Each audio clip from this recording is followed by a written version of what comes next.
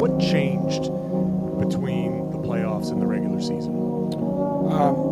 Nothing really. I mean, what changed in the series was Joel Embiid came back, and they're a completely different team, and that's what changed in the series. And as far as the regular season and the playoffs, nothing changed.